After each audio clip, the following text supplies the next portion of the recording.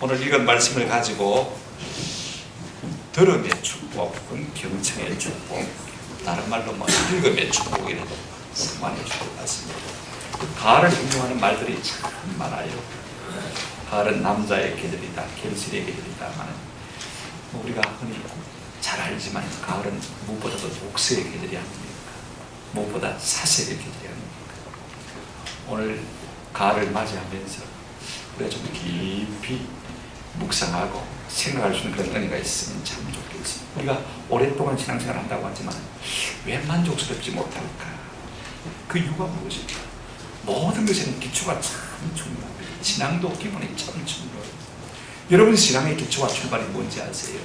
로마서 10장 17절에 보면 이렇게 말씀하고 있습니다. 한번 읽어보실까요? 그러므로 믿음은 들음에서 나며 들음은 그리스도의 말씀으로 말미암느니라.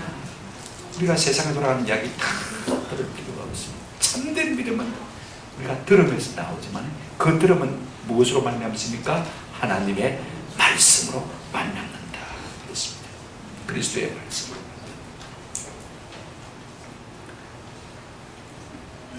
그러므로 우리가 듣는다는 것, 때로 읽는다는 것, 이것이 모든 좋은 것의 출발이 되었습니다. 여러분 믿음의 출발이 되지 않습니까? 그렇죠? 근데 이 듣는 것이요, 어떤 면에서는 신앙과 또 인격의 완성이기도 합니다. 여러분 잘 듣는 사람을 보셨습니까? 참 신앙의 인격과 신앙의 그 완성된 사람의 모습을 보게 되어지는 것입니다. 성도는요, 한마디로 성경을 묻고 사는 사람들입니다. 우리 스펄전 목사님 그렇게 말씀하셨죠. 성경은 완벽한 도서입니다. 그것을 철저하게 연구하는 사람은 저 알렉산드리아 도서관을 통째로 삼킨 학자보다 더 낫다. 주부가 바늘에 익숙하듯 선원이 배에 익숙하듯 성도는 성경에 익숙해야 한다. 왜? 그만큼 성경을 많이 읽고 듣고 묵상했으니까 익숙해야 되는 것이죠. 중요한 것은 이것입니다. 사람 관계에 있어서 여러분 좋은 사람들을 어떻게 판단합니까? 저는 그렇게 생각해요. 내 말을 잘 듣는 사람이 내게 가장 좋은 사람이에요. 아멘? 여러분 그 사람 사랑하고 싶잖아요. 이번에 목사님들 모아놓고 세미나를 가졌는데 제가 걔 설교를 했습니다. 시스템이 별로 안 좋아서 잘 안 들렸을 거예요. 웅웅거리더라고. 울리기도 하고 말입니다. 그럼에도 불구하고 잘 듣는 사람들은 제가 딱 골라놨다가 25명 나중에 갈 때 저 어린 망개떡 한 개씩 사서 보냈습니다. 집에 갈 때 혼자 가지 말고 그래서 먹고 가서 집에 가져가요. 여러분 하나님도 마찬가지. 자기 입의 말을 가장 존중히 여긴 자를 우리 하나님 어떻게 하신다고요? 존중히 여긴다 그랬습니다. 오늘 우리가 이 듣는 것을 주제로 해서 하나님은 어떤 사람에게 복을 주시는가를 좀 살펴보았으면 참 좋겠다 싶습니다. 먼저 우리가 좀 삶을 점검해 볼 필요가 있어요. 우리는 여태까지 무엇에 힘쓰고 무엇에 우리의 삶을 투자해 왔는가 한번 점검해 볼 필요가 있을 것 같아요. 여러분 2절 이렇게 말하고 있습니다. 너희가 어찌하여 양식이 아닌 것을 위하여 은을 달아주며 배부르게 하지 못할 것을 위하여 많으냐 수고하느냐. 어찌하여 탄식하면서 우리가 양식 아닌 것을 위해서 은을 낭비하고 우리에게 참만족을 주지 못하는 것 때문에 우리의 삶의 모든 수고를 거기에다가 쏟아붓는 것을 인하여서 우리 하나님이 지금 탄식하고 계시는 것을 볼 수가 있습니다. 그런 일들이 우리 인생에 참 많습니다. 내가 한다고 하지만은요, 헛수고할 때가 얼마나 많이 있습니까? 열심히 공부했는데 시험에 낙방했습니다. 실컷 주식에 투자했는데 깡통 계좌만 남고 말았습니다. 개발 예정지라고 해서 돈이 될 것이라고 해서 땅을 쌓아뒀는데 말입니다. 오히려 옆이 개발되어지고 내가 사는 곳은 그대로 있습니다. 그래서 땅값이 오히려 도로 들어갔습니다. 우리가 이런 일들을 경험하면 어떤 생각이 들겠습니까? 잠이 확 깨겠습니까? 아니면 뭐 인생에 살다 보면 그럴 수도 있지 하고 무덤덤해지겠습니까? 여러분 잠이 확 깰 수밖에 없는 것입니다. 오늘 하나님께서는 우리의 삶의 방식이 많이 잘못된 것에 대해서 지적하고 있는 것을 볼 수가 있습니다. 2절 보십시오. 너희가 어찌하여 양식 아닌 것을 위하여 은을 달아주며 라고 했습니다. 사람들이 돈을 실컷 쓰고 투자를 했는데 어디에 쓰다고 탄식하고 있습니까? 양식 아닌 것, 생명을 위하지 못한 일에 낭비했다고 말하고 있는 것을 볼 수가 있습니다. 나가 먹고 살고 즐기자고 투자를 했는데 그것이 오히려 내 삶에 저의 요소가 되는 것이라고 단식하고 있는 것을 볼 수가 있습니다. 어쩌면요, 하나님을 저버리고 하나님의 말씀을 저버린 사람들의 삶의 모습이 또 이와 같지 않을까 하는 생각을 하게 되었습니다. 도대체 어떤 일이 그런 일인 것입니다. 한번 보세요. 우리가 술, 담배, 주축 문제를 이야기를 많이 합니다만은요, 사실 전혀 백개무익하지 않습니까? 이것 때문에 많은 사람들이 시간, 물질 많이 낭비하지 않습니까? 다행히 정부가 담배값을 올린다고 하니까 한번 조금 두고 봐야 될 일이 아닌가 하는 생각을 하게 되었습니다. 요즘 커피도 마찬가지예요. 생겼다 하면 커피숍 생기는 것을 우리가 볼 수가 있습니다만, 아무리 기호식품이라고 하지만 좀 값이 너무 비싼 것 같아요. 제가 아는 아주 큰 부자분은요, 어디 부인하고 딸하고 가게 되어지면 이 스타벅스 커피점에 들어가지고 물 한 잔 5,000원 이상 주고 먹는 그것이 가장 아깝대요. 돈을 그렇게 많이 가지고 있으면서도요, 커피 한 잔 그거 홀라 5,000원 넘게 사먹는 그것이 참 아깝다는 이야기를 하는 것을 제가 들었습니다. 저도 연한 커피 한 잔이면요, 맛있고 잠 활짝 깨고 얼마나 좋은지 모릅니다만, 어떤 목사님 서재에 커피숍을 차릴 정도로 이 모든 장비를 다 갖춰놓고 직접 커피를 볶고 갈고 내리고 그렇게 해서 한 잔 마시는데 한 30분 걸리는 것 같더라고요.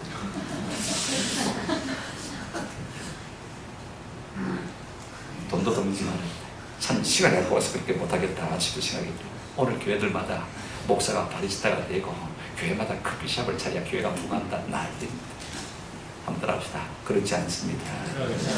성경은 이렇게 말하고 있습니다. 너희가 양식 아닌 것이 어찌 오늘 많으냐? 낭비를. 그렇게 말하고 있습니다. 생명이 되지 못하는 것에 자꾸 왜 헛돈을 쓰고 있느냐? 두 번째 뭐라고 말하고 있습니까? 너희가 어찌하여 배부르게 하지 못할 것을 위하여 수고하느냐? 배부르면 만족을 말하는 것입니다. 참 만족이 되지 못하는 이것에 무엇 때문에 그렇게 헛수고를 하느냐? 라고 말하고 있습니다. 여러분, 만족이 무엇입니까? 정신적인 욕구 충족 아닙니까? 사람들이 다 만족을 짜고 시간 낭비, 물질 낭비, 애를 얼마나 많이 씁니까? 그런데 여러분, 막상 그렇게 했음에도 불구하고 우리에게 얼마나 그것이 만족이 되었습니까? 사람은 무엇을 갖고 싶습니다. 무엇을 하고 싶습니다. 무엇이 되고 싶습니다. 그래서 시간과 물질을 많이 투자했습니다. 그런데 그것이 막상 가져지고 그것이 해지고 그것이 되어졌을 때 우리에게 얼마나 만족이 왔던가요? 그것을 가지고 그것을 하고 그렇게 되어져도요, 만족이 없습니다. 사람들은 다이어트를 해서 널씬해지면 참 행복할 것이라고 생각합니다만, 새 차를 사고 새 집을 사면 참 만족할 것이라고 생각합니다만, 높은 지를 얻고 많은 명예를 얻으면 행복할 것이라고 생각합니다.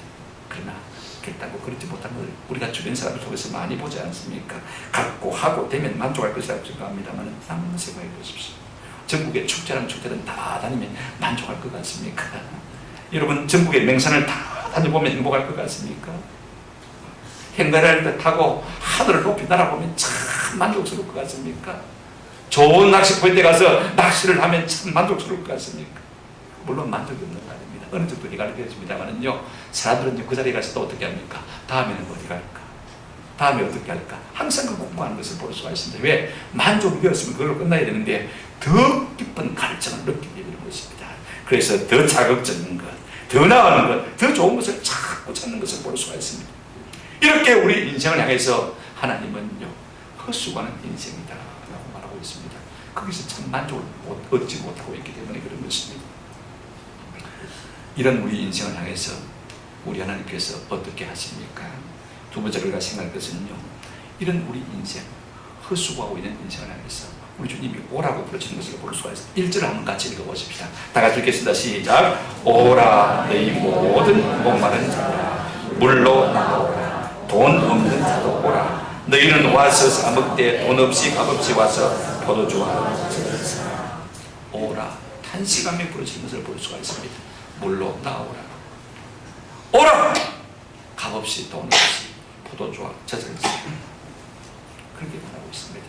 여러분, 하나님께서 우리 인생을 어떻게 보고 계십니까? 어떻게 보고 계십니까? 먼저는 이렇게 보고 계십니다. 너희 모든, 한번 따라합시다. 목마른 자들아. 그 다음에 돈 없는 자들아. 우리 인생 하나님이 보시기에는요, 다 목마른 인생이고 돈 없는 인생입니다. 지치고 실패한 인생이라고 합니다. 갈급하고 뭔가 텅 비어있는 과 같은 삶을 사는 사람이라는 것입니다. 저도 목사 인생인 제가 겉으로 보기에는 괜찮아 보여요. 어떤 데는 피 좋은 개살보다 싶은 생각이 참 많이 들어요. 누가 아파도 어떻게 한번 손을 써볼 수 없는 그런 약함이 참 있다는 것을 생각할 때 안타깝기도 한 것을 볼 수가 있습니다. 어디 저만 그렇습니까? 모든 사람이 겉으로 보기에는 괜찮아 보여요. 그럴듯해 보여요. 그러나 사실은 피 좋은 개살.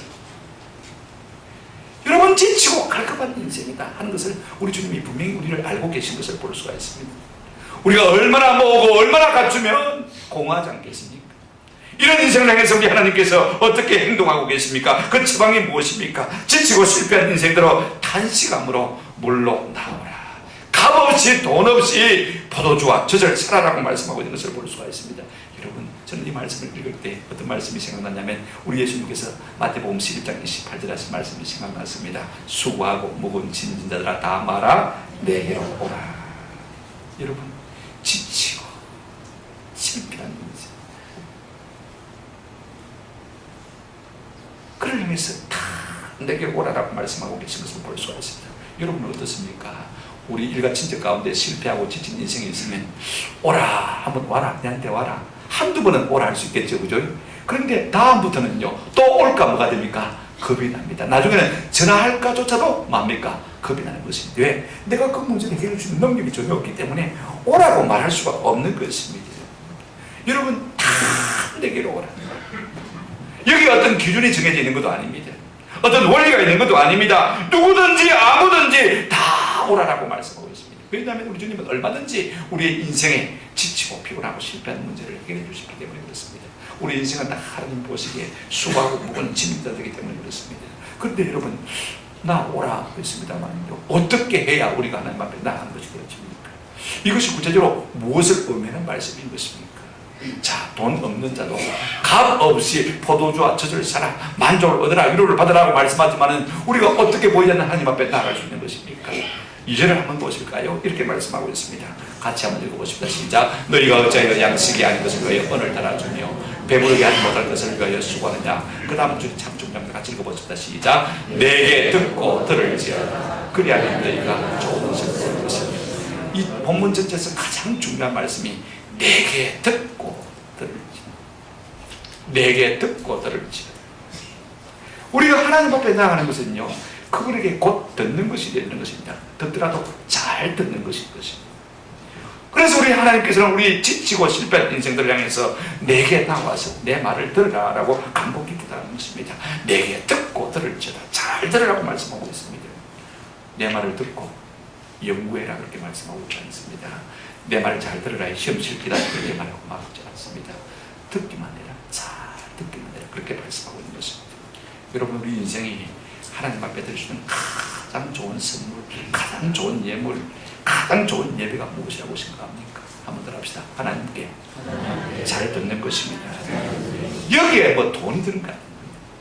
하나님은요, 자기에게 나와서 잘 듣는 자를 가장 귀히 여기시는 것을 볼 수가 있습니다. 이것이야말로 우리 인생에 해야 할 가장 놀라운 투자인 것입니다. 우리가 다른 일에 많이 투자하고 시간을 많이 낭비해봐야요, 그 별로 우리에게 만족을 주지 못합니다. 여전히 지치고 실패할 수밖에 없지만은 우리 하나님 앞에 나아가서 듣기만 하면 우리 하나님께서 놀라운 것을 주시겠다고 약속하고 있는 것을 볼 수가 있습니다. 그러므로 여러분, 하나님 앞에 가서 듣는 이것이야말로 가장 실속 있는 투자예요. 내게 나와서 말아, 듣고 들으라, 잘 들으라는 말씀이십니다. 우리가 인생의 스펙을 쌓기 위해서 많이 노력합니다. 경험을 쌓기 위해서 많이 노력합니다만요, 가장 좋은 투자는 하나님 앞에서 나가서 잘 듣는 것입니다. 다시 말하면 성경을 읽고 듣고 묵상하는 이것이야말로 가장 놀라운 투자인 것입니다. 그렇다면 하나님께서 이와 같은 사람들에게 무엇을 어떻게 복 주시겠다고 약속하고 계신지 우리가 10번째로 살펴볼 필요가 있습니다. 하나님께서 지치고 실패한 인생이 하나님 앞에 나와서 하나님의 말씀을 듣고 들을 때 어떤 복을 주시겠다고 약속하고 있습니까? 어떤 유익을 주시겠다고 약속하고 있습니까? 여러분, 10편 1편에 보시면요, 하나님의 말씀을 주여로 묵상하는 자가 뭐가 있다고요? 복이 있다. 요한계시록 1장에도 보면 이 말씀을 읽고 듣고 묵상하는 자들이, 순종하는 자들이 뭐가 있다고요? 지키는 자들이 복이 있다. 제가 참 좋아하는 말씀입니다. 사무엘상 2장 30절 가로 부분을 읽으시면 좋을 것 같아요. 한번 같이 읽겠습니다. 시작. 내 입의 말을 존중히 여기고 자를 내가 존중히 여기고 내 입의 말을 멸시하는 자를 내가 경멸하노라. 하나님은 누구를 사랑하십니까? 여러분, 다윗이 하나님의 마음에 합반자가 된 이유가 이게 또 하나 나오는 것을 볼 수 있습니다. 시편 1편이 고백했잖아요. 여호와의 말씀을 주야로 묵상하는 자가 뭐가 있다고요? 복이 있다. 하나님의 입술의 말씀을 밤낮 좋아하고 사모하고 그 말씀을 묵상하니까 하나님께서 내 마음에 합한 자라. 여러분, 자식이 내 말을 마음에 새기고요 순종하고 그 말씀대로 살려고 하면요 얼마나 귀하고 아름다워요. 내 평생을 헌신해서 내 인생을 다 송두리째 바쳐서라도 그 자식 잘 되는 것을 내가 지켜주고 싶은 마음이 들지 않습니까? 하나님도 마찬가지인 것입니다. 자기 입술의 말씀을 존중히 여긴 자를 우리 주님이 사랑하시는 것입니다. 10편 119편 165절을 보십시다.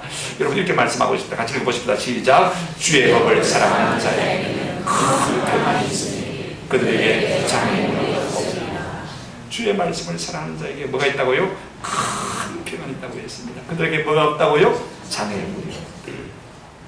하나님은 자기의 말을 사랑하는 자를 사랑하시기 때문에 하나님의 모든 능력을 가지고 우리에게 좋은 것을 주시기를 원하시는 것을 볼 수가 있습니다. 여러분, 성경 보십시다. 우리가 이렇게 하나님의 말씀을 듣고 잘 들으면 어떤 은혜와 복이 있는지 여러분 2절 하반절에 보시면 이렇게 말씀하고 있습니다. 내게 듣고 들을지어다. 그리하면 너희가 좋은 것을 뭐 할 것이며 먹을 것이며 너희 자신들이 기름진 것으로 즐거움을 얻으리라. 좋은 것을 먹고 기름진 것으로 뭘 얻는다고요? 즐거움을 얻는다. 잘 먹고 즐거우면 행복할까요? 안 할까요? 행복하지. 건강하지. 이것이 복 아닙니까?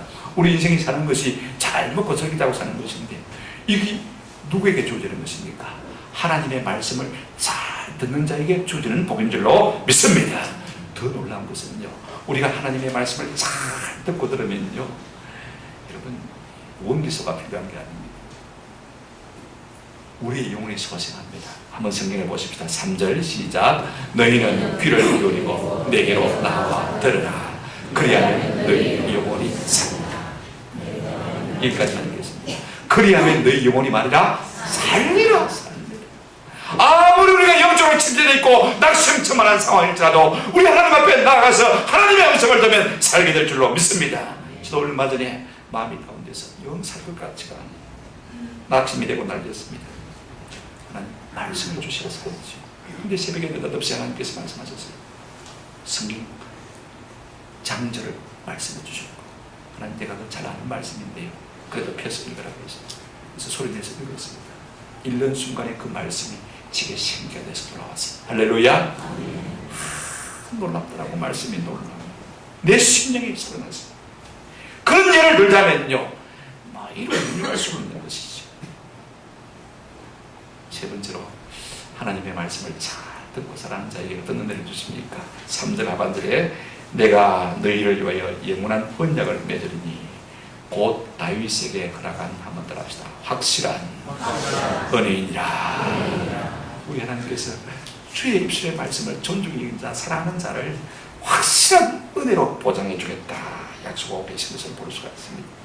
여러분, 다윗에게 허락한 확실한 은혜가 무엇입니까? 사무엘하 7장 8절부터 16절에 조금 나와 있습니다만 하나님께서 다윗에게 내가 내 이름을 존귀케 해주시겠다, 내가 평안을 주겠다, 내 자손을 대대로 왕위에 세워서 대가 끊어지지 않겠다, 이와 같은 놀라운 은혜를 주신 것을 우리가 볼 수가 있습니다만 7장 16절 한 절만 같이 읽어보십시다. 시작. 내 집과 내 나라가 내 앞에서 영원히 보존되고 내 왕위가 영원히 경고하리라 하신다. 확실한 은혜입니다. 내가 내 자손 손손 대대로 확실하게 책임져 주마, 내 왕위와 가문을 내가 축복해 주마, 확실한 은혜를 주신 것을 볼 수가 있습니다. 누가 이와 같은 확실한 은혜의 보장을 받을 수가 있는 것입니까? 하나님 앞에 나가서 듣고 잘 듣는 사람, 그 말씀을 사랑하는 사람이 이와 같은 은혜를 받을 수 있는 것입니다. 달라스 윌라드 교수가 쓴 하나님의 음성이라는 책에 보면요, 로버트 맥팔레인이라는 사람의 이야기를 쓰고 있는 것을 볼 수가 있습니다. 이분이 로스앤젤레스에서 굴지의 사업가인데 한번 교육이 시작하니까 회사를 도무지 회생할 수가 없는 거예요. 풀쳐줘야 애쓴다고 애쓰지만 어떻게 할 수가 없어요. 연연자절 실패, 재정 위기 등이 겹쳤어요. 한 번은 차를 운전하고 나왔는데 차를 왼쪽으로 확 꺾어서 어디론가 도망가 버리고 싶어. 그 다음에는 오른쪽으로 푹 꺾어가지고 큰 화물트럭에 막 지어받고 싶은 거. 살고 싶지가 않은 거예요. 어디론가 도망가고 싶은 거예요. 그래서 이 생각이 자꾸 자기 일을 지배하면서 내가 결국은 이렇게 하다가 죽고 말겠다는 그런 불안감이 드는데, 그 순간에 하나님의 음성이 들려왔습니다. 지금 차를 갓길로 세우라. 차를 길가에 세우라. 그 말이 마치 차창에 딱 써져 있는 것 같이 선명하게 들리는 거. 그래서 순종하고 차를 길가에 세웠습니다. 길가에 세웠더니 마치 옆에 앉은 조수석에 앉은 사람이 내게 말하듯이 그렇게 말하더라는 것입니다. 무슨 말씀하냐면, 내 아들 예수는 내가 평생 알지 못할 긴장 속에 살아. 그 긴장이 그 예수를 사로잡을 때마다 그는 나를 찾아 내게서 들었다. 너도 똑같이 그렇게 하면 될 것이다. 아멘. 내 아들 예수는 평생에 네가 알지 못하는 긴장 속에 살아왔고, 그 긴장이 그를 사로잡을 때마다 내게로 나왔고 내게서 들었다. 너도 그렇게 하면 살 것이다. 아멘. 이 말씀을 듣고 마음을 주셔서 사무실로 갔더니 비서가 오늘 당장 해결해달라면 안 되는 회사가 문을 닫을 수밖에 없는 22가지 리스트를 세상에 올려놓고 있더라고요. 당장에 부도가 나는 그런 일입니다. 제일 돈 많은 주주가 내가 당신의 주식을 볼모 잡지 않겠습니다. 부도 내지 않도록 하겠다고 전화를 했습니다. 누가 해결하신 것입니까? 하나님이 해결하신 거예요.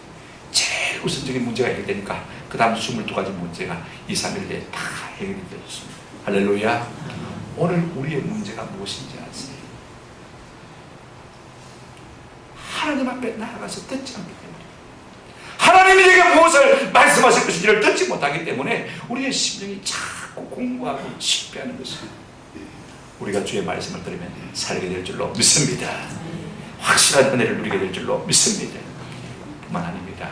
하나님의 말씀을 사랑하고 그분에게 듣기를 기뻐하는 자에게 어떤 은혜를 주십니까? 4절 보십시다. 보라, 내가 그를 만민에게 무엇으로 세웠고요? 정인으로 세웠고, 만민의 인도자와 무엇으로요? 명령자로 삼았나니. 여러분, 저는 제 경험을 통해서 보면 말씀을 사랑하는 자들이 다 목사가 되더라고요. 말씀을 많은 일상들이 선교사가 되더라고요. 그건 여러분 싫죠? 그런데 말씀을 더 많이 읽으면요, 위대한 지도자가 되죠. 제가 공부를 했을 때 우리 연관 장교들이 제가 쭉 한번 사무실마다 신방을 하면요, 다 책상 위에 성경을 펴놓으서 읽고 있습니다. 목사님 오늘까지 10독입니다. 일하면서 읽으면서 목사님 꼭 왕들의 이야기가 내 이야기 같네, 그렇게 은혜를 받고 있어요.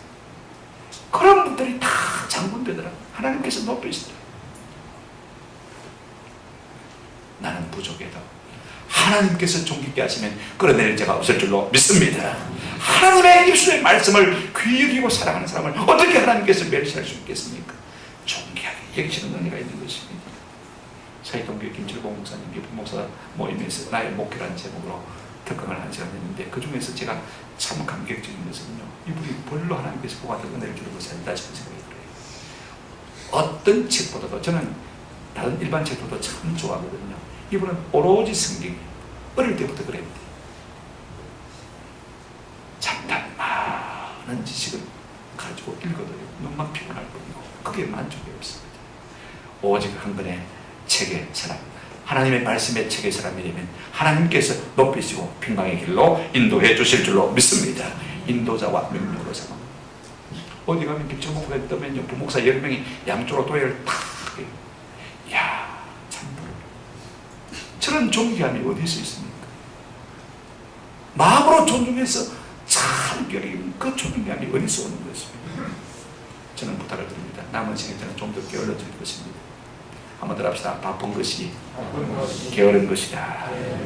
제가 며칠 동안 이 화두를 마음속에 생각하고 있습니다. 우리가 짜잘하게 바빴었습니다만은요, 바쁘면 바쁠수록 누구에게는 게으른 것입니까? 하나님에게는 게으른 거예요. 하나님께는 게으른. 너무 세상 일이 바빠서 하나님의 음성을 들을 여가도 없고 하나님의 말씀을 사모할 여가도 없고 하나님 앞에 게으른 것이지. 우리가 그렇게 하고 있으면 존귀한 자가 될 수 없는 것입니다. 마지막으로요, 하나님의 말씀을 생각하면 어떤 복을 주십니까?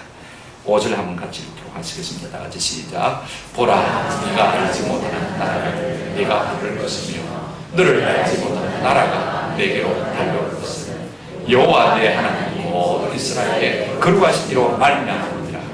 이는 그가 너를 영화롭게 하였느니라. 알지도 못하는 나라를 너 와. 그러면요, 알지도 못하는 나라가 예 하고 달려오는 거예요. 한 사람이 달려오는 것이 아니라 누가요? 한 나라가 달려오는 거예요. 한 회사가 달려오는 거예요. 한 집단이 달려오는 거예요. 할렐루야. 이는 내가 너를 어떻게 했다고요? 영화롭게 했기 때문에. 너는 하나님의 약속의 말씀이 어제나 오늘이나 영원토록 변함이 없는 말씀이라고 생각합니다. 오늘 이 1절부터 5절 말씀을 여러분 집에 나가서 다시 묵상하시면서 이 말씀을 내 말씀과 붙드시는 은혜가 있기를 주의 이름으로 축원합니다. 잠언 1장 33절에 오직 내 말을 듣는 자는 평안히 살며 재앙의 두려움이 없이 안전합니다. 우리가 성경 고백도 하고 있는데요, 억지로도 좀 해보시기 바랍니다. 저는 아침에 1시간, 저녁에 1시간 듣는데 한 달에 단독을 해요. 2달에 한독 합니다만 한 달에 1독 하려니까 너무 바빠서 아무것도 못합니다. 그렇게 했으면 참 좋겠습니다만 똑같은 말씀, 반복해서 있는 말씀인데도 어떻게 그렇게 말씀이 좋아요? 예레미야 3장 26절에 사람이 여호와의 구원을 바라고 한번 더 합시다. 잠잠히 기다림이 좋다. 자다리 반이라면서 중요한 것입니다. 말씀을 드렸습니다. 유명한 신학자 폴 틸리는요, 사랑의 첫 번째 특징은 한번 더 합시다. 잘 듣는 것입니다. 사랑하면 들을 수밖에 없어요. 우리가 하나님을 진정으로 사랑합니다. 어떤 사람입니까? 하나님께 잘 듣는 사람인 것입니다. 우리가 예수를 믿는다는 것은요, 그분의 음성을 듣기를 사모하는 것입니다.